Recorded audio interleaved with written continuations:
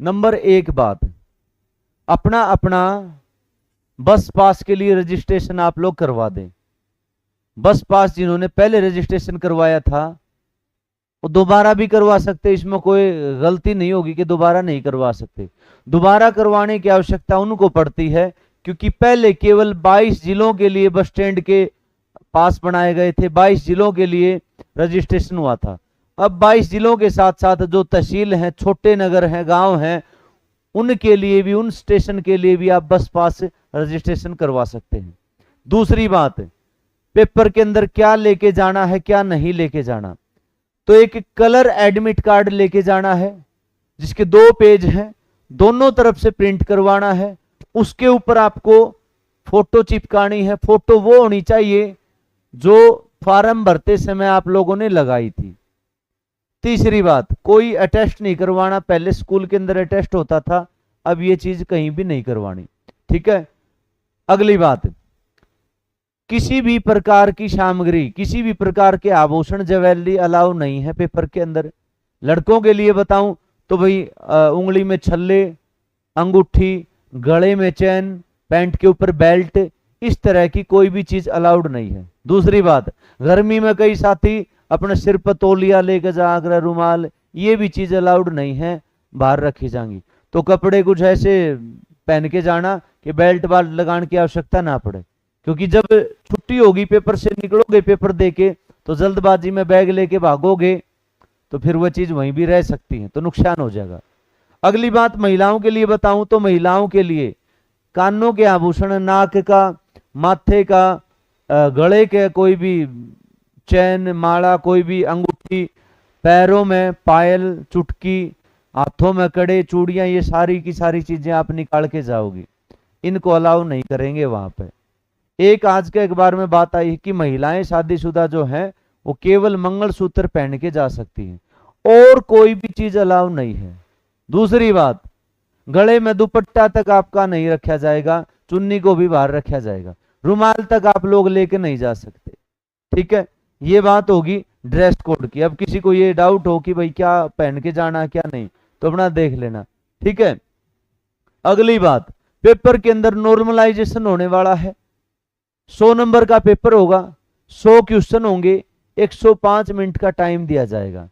पहले पेपर में क्वेश्चन 100 होते थे, पेपर 90 नंबर का या 95 नंबर का होता था, क्योंकि 5 नंबर पहले उनको दिए जाते थे जिनके घर में नौकरी नहीं है, जिनके घर में गवर्नमेंट जॉब नहीं है, जिसके पिता एक्सपायर हो चुके हैं।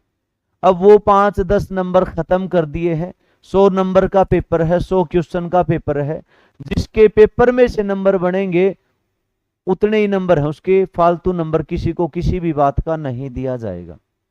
सिलेबस की बात करें तो सिलेबस देख लो एक बार, नए साथियों के लिए फिर डाउट रहता है कि सिलेबस, तो एक बार अंतिम समय में सिलेबस बता देता हूं मैं आप लोगों को। देखो, सबसे पहले सबसे इंपॉर्टेंट हरियाणा जी के सिलेबस में 25%, 100 में से 25% हरियाणा जी के क्वेश्चन रहने वाले हैं, बिल्कुल क्लियर किया है आयोग ने। लेकिन 25 में से 24 भी हो सकते हैं, 23 भी हो सकते हैं, ऐसा भी हो सकता है। दूसरा, ये बाकी बच गया 75%, ये हो गए अदर। अदर में क्या क्या हो गया?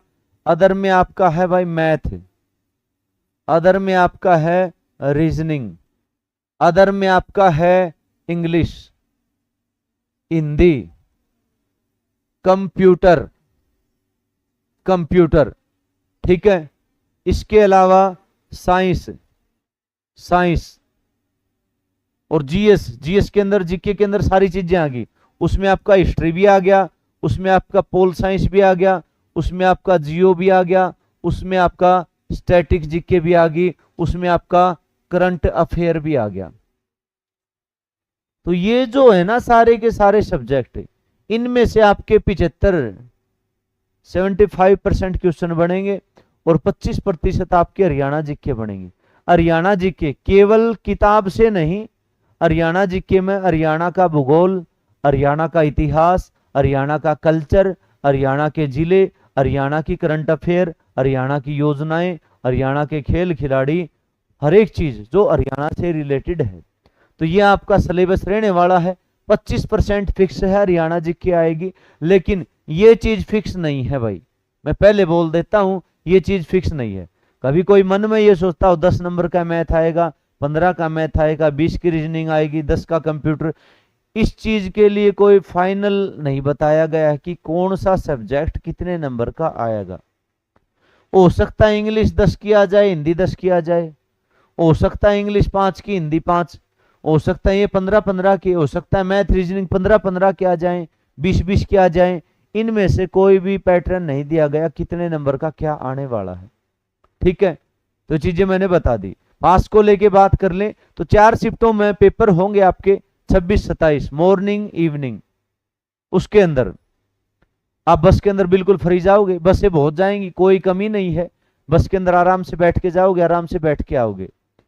एक कैंडिडेट लड़का अकेला जा सकता है फ्री, दूसरा महिला, कोई भी लड़की एग्जाम देने के लिए जाएगी तो उसके साथ एक उसके घर का सदस्य जा सकता है फ्री, उसका भी रजिस्ट्रेशन, नाम नंबर फोन नंबर उसका भी करवाना पड़ेगा तभी जा सकता है।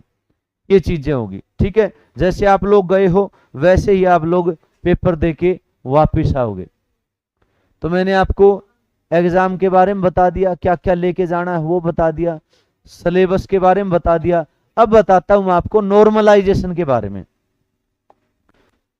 पेपर के अंदर नॉर्मलाइजेशन होने वाला है भाई। नॉर्मलाइजेशन क्या होता है पहले तो ये समझ लो। 1 2 3 4 4 शिफ्टों में एग्जाम है।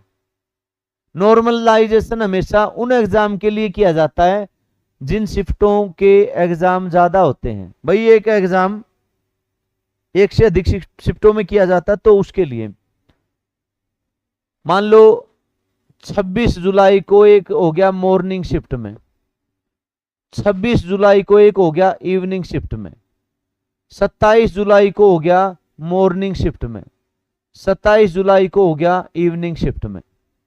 तो कई बार क्या होता है, अब किसी को यह नहीं पता कि पेपर कैसा आएगा, पैटर्न कैसा आएगा, किस टॉपिक से कैसे क्वेश्चन आएंगे।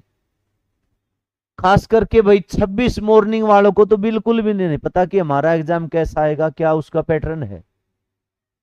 ठीक है, इनका एग्जाम खत्म तो ये एग्जाम पेपर 26 इवनिंग वाले देख लेंगे, क्योंकि मॉर्निंग इवनिंग के बीच में कम से कम 2 घंटे का समय रहेगा पेपर एंट्री में।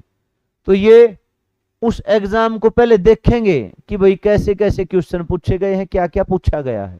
ठीक है, इनको एक देखने का मौका मिल गया। ठीक है, इन्होंने भी पेपर दे दिया। अब बीच में एक रात है पूरी, जो इन दोनों में पेपर में जो सिलेबस आया है 27 मॉर्निंग वाले वो इन दोनों को देख लेंगे कि भाई पेपर में क्या क्या आया है, कैसे कैसे पूछा गया है। इनको और ज्यादा फायदा मिलेगा। 27 वाले इन तीनों शिफ्टों के एग्जाम क्वेश्चन पेपर देख के उनको और ज्यादा एनालिसिस हो जाएगा पेपर में क्या क्या कैसे आया है। तो अगर ओवरऑल देखा जाए तो 27 इवनिंग लास्ट शिफ्ट होती है, जो उसका 5 से 10 नंबर का इंक्रीमेंट होता है, फर्क पड़ता है, क्योंकि उसको पैटर्न पता चल जाता है किस प्रकार का क्वेश्चन कैसे आने हैं, तो उसको फायदा रहता है। अब यही चीज के लिए नॉर्मलाइजेशन कराया जाता है।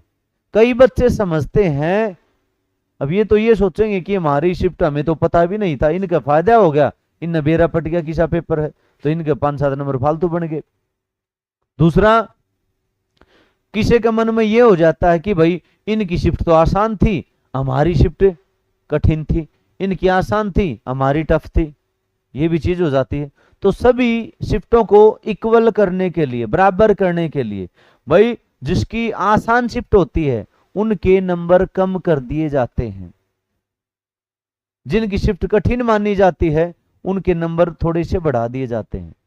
पहले जब पेपर होया था पिछली बार सीईटी ग्रुप डी का, तो उसमें जो लास्ट वाली शिफ्ट थी, चौथी शिफ्ट, उसमें बच्चों के 7 से 8 नंबर पर कैंडिडेट के कम करे थे, डिक्रीज हुए थे।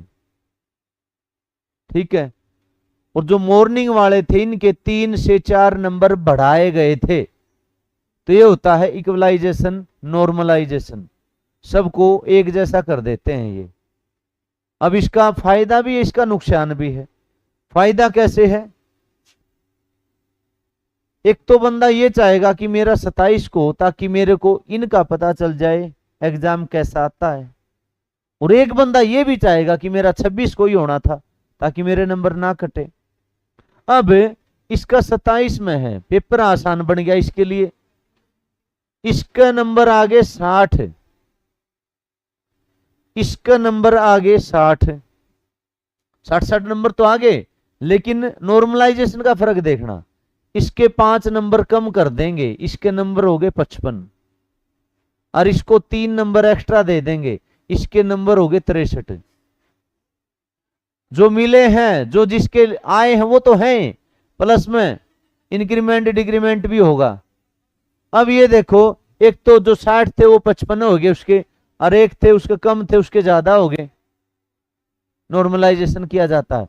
हम देखा तो भाई किसी का 55 आ गए, किसी का 60 आ गए, 60 वाले के 55 हो जाएंगे और 55 वाले के 60 हो जाएंगे। इसका नंबर आ जाएगा और इसका नंबर कौन नहीं आवा, ये चीज हो सकती है नॉर्मलाइजेशन में।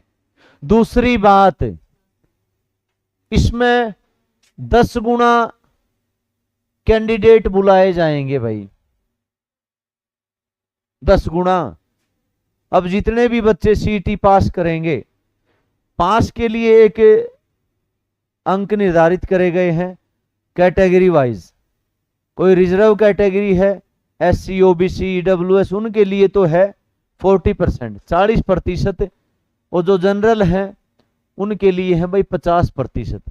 इससे कम नंबर आए हैं पेपर में तो 40 और 50 तक कम, तो वो बाहर है, फेल है। दूसरा, किसी के इतने आगे ना, वो भी फेल के बराबर है समझो, क्योंकि उसका नंबर क्या है मैं को नहीं आवे। तीसरा, 10 गुना कैंडिडेट बुलाए जाएंगे। अगर 10,000 वैकेंसी आ जाएंगी, एक बार सरकार पेपर ले लेगी, उसके बाद ये काम करना है, फिर वैकेंसी आनी है और यही काम होगा।